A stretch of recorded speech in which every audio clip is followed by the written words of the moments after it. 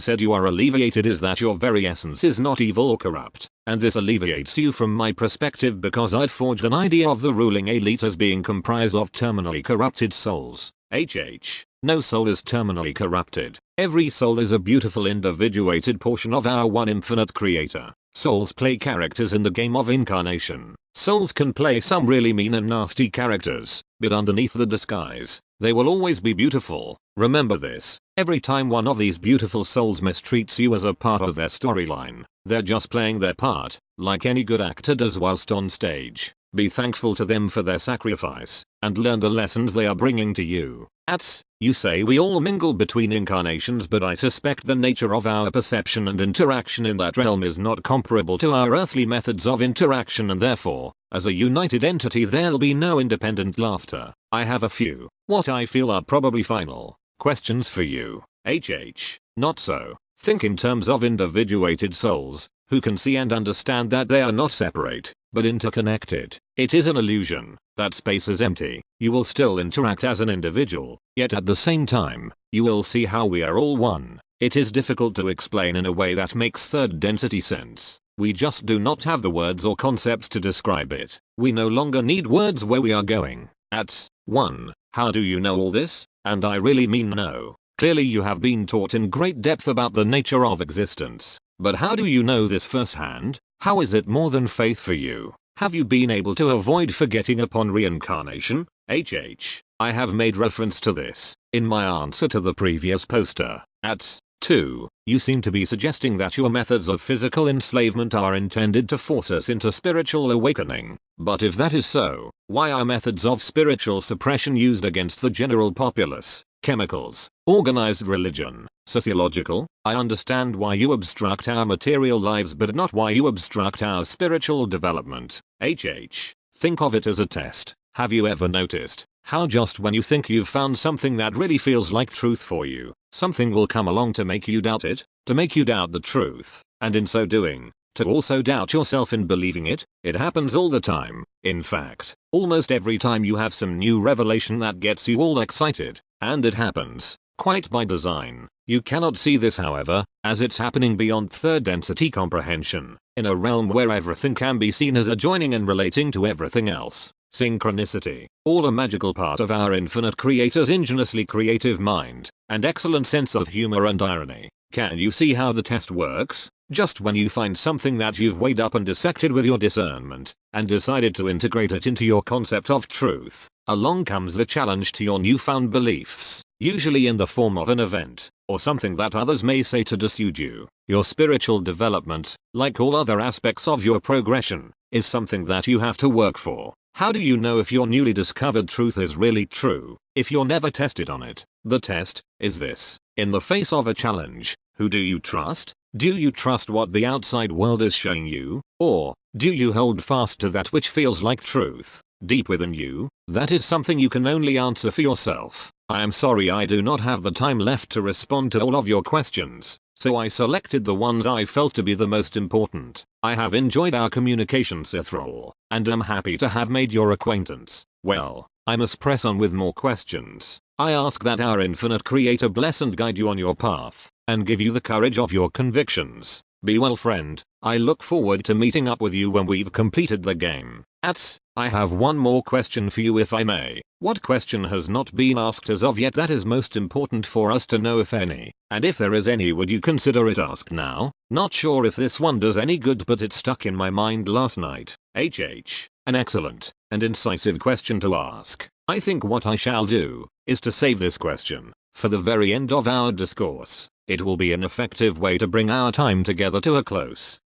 Hidden Hand, I know you're trying to focus on spiritual questions and questions about the density shift, but if you could detract for a moment to answer my questions about shape-shifting, I'd appreciate it. I will, but must be very brief. I am sorry. Shape-shifting is not a natural phenomenon. Shape-shifting creatures races do not exist, at least certainly not in any realm, galaxy or density we have ever experienced. However, there are certain rituals that, when engaged in, enables this to take place. It has to do with the fact that the body, as is true of all physical things, is not really solid. Sure, it looks and feels as if it is, But in actuality, all matter is composed of atomic and subatomic particles of light, within molecules and compounds. As I say, I'm being brief through necessity, and don't have time to go into the science. There are certain rituals which, when undertaken, allow for a range of manipulations of the so-called solid bodily mass to take place. I have seen some grotesque images in my time, which I really prefer not to dwell upon. I trust that even if in some small way, this will have answered your query. And this next question, I will have to finish on for tonight. I have somewhere I must be. At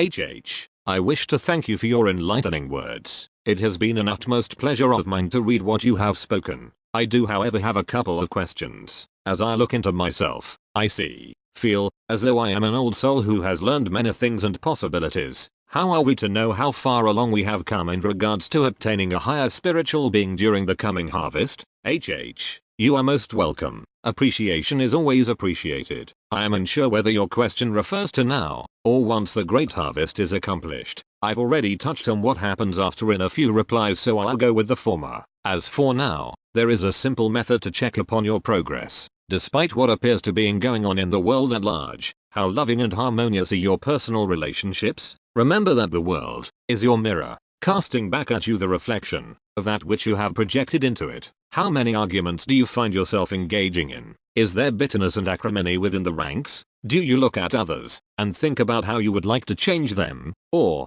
do you love them and accept them as they are? Loving and accepting someone for who they are is known as unconditional love. That is something you will spend much time working upon when graduating into 4th density positive. It's a good idea to get a head start. Now, loving and accepting someone as they are does not mean accepting abusive behavior, but it does mean loving and accepting the person, soul, not the soul's behavior. The behavior is not who they are. The soul within is who they are. The quality of your relationships is an excellent mirror from which to gauge the quality of your output, or, in other words, that which you are creating. Do you look at a person and concentrate to a greater or lesser extent upon the things that you dislike about them and wish would change, or the qualities that you like and admire in them? Remember that we have said that all thought, word, and deed is creative. You get back exactly what you send out. So, when you send out the thought, why is she so hard to live with? Why is he always behaving like this?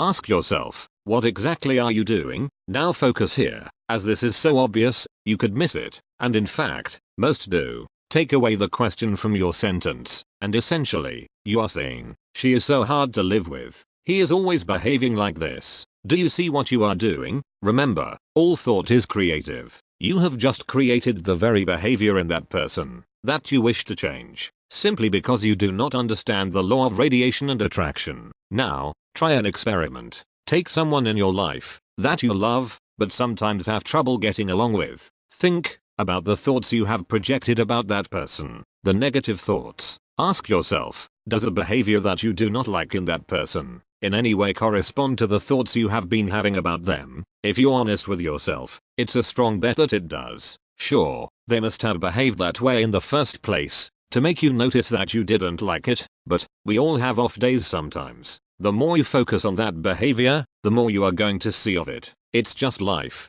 doing what it does, and conforming to your expectations about the way it will be for you. Now, having recognized this, what will you do about it? Simply notice your negative thoughts as they arise. Literally, catch yourself as you are having them, and then, simply change your perspective. Focus instead about the things you like about this person, how you love their smile, the sound of their happy laughter, the way they do such and such nice thing, how helpful and loving they can be. Keep putting those positive thoughts out. Persevere, as you may have a bit of negative work to undo first, but just keep catching yourself and focusing on the positive. Then prepare yourself for an almost magical transformation of your circumstances. Always monitor your thoughts and pay attention to their quality, because what you think about is directly related to what you will see around you and what life will show you. It is the difference between conscious and subconscious creation.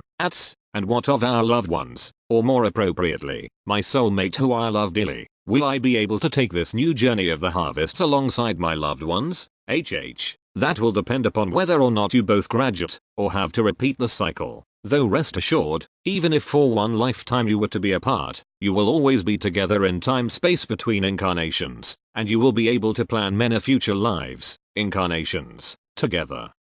And one more thing, as I know there are others who are longing for questions answered. Why do we dream in metaphors which make no sense? I do not have time left tonight to respond sufficiently, but the short version is that the universal mind speaks in archetypal imagery, in a similar way that the writing in some of our Oriental languages uses a system whereby a collection of words or meanings are contained within what is essentially a symbol. So the universal mind uses archetypes to communicate in dreamtime. Just like understanding any new dialect, you just need to learn the language.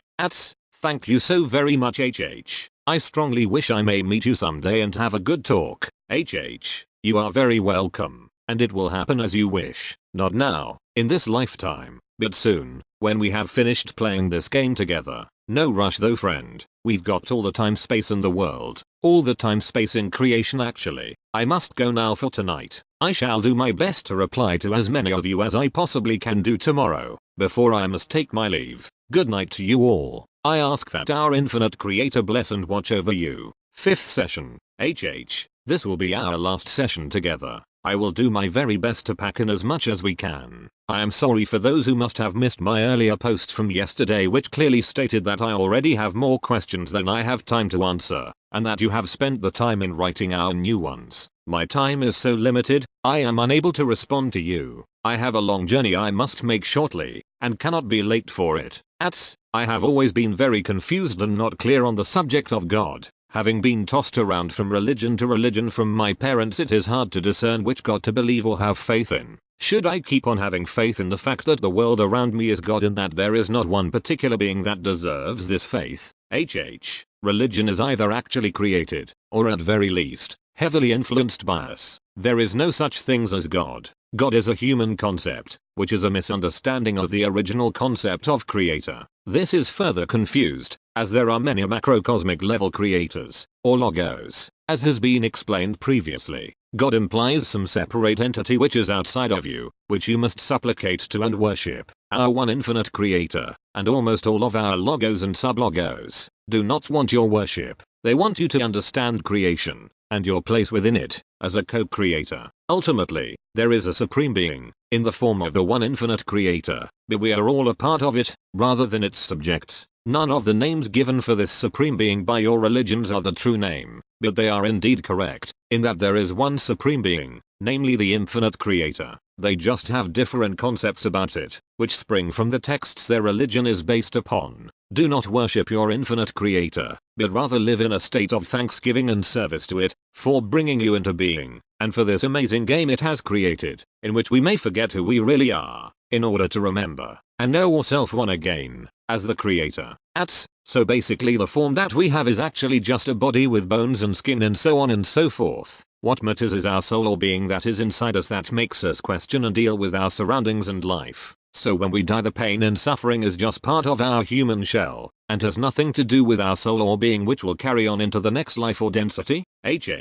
Indeed, pain and suffering are just aspects of the game. They feel extremely real whilst we are playing the game, and indeed they have to, in order to make you believe that the game is real. No one really dies, but rather, the matter of human form is shed, much like the chrysalis of a caterpillar, when the butterfly emerges. Look upon physical incarnation as the chrysalis in which you may transform.